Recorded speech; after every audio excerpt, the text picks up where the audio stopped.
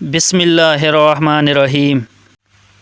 حضرت انس رضی اللہ تعالیٰ عنہ سے روایت ہے کہ رسول اللہ صلی اللہ علیہ وسلم نے حضرت ابو ذر غفاری رضی اللہ تعالیٰ عنہ کو مخاطب کر کے فرمایا کہ میں تمہیں ایسی دو خصلتیں بتا دوں جو پیٹھ پر بہت ہلکی ہیں، یعنی ان کے اختیار کرنے میں آدمی پر کچھ زیادہ بوجھ نہیں پڑتا اور اللہ کی میزان میں وہ بہت بھاری ہوں گی۔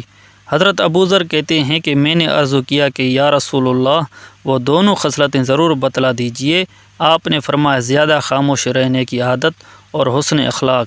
قسم اس پاک ذات کی جس کے قبضے میں میری جان ہے، مخلوقات کے اعمال میں یہ دونوں چیزیں بے مثل ہیں۔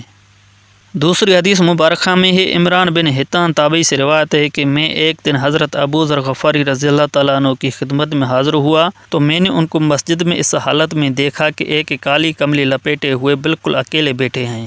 میں نے عرض کیا، اے ابو ذر، یہ تنہائی اور یکسوئی کیسی ہے؟ یعنی آپ نے اس طرح بالکل اکیلے اور سب سے الگ تھلگ رہنا کیوں اختیار فرمایا ہے؟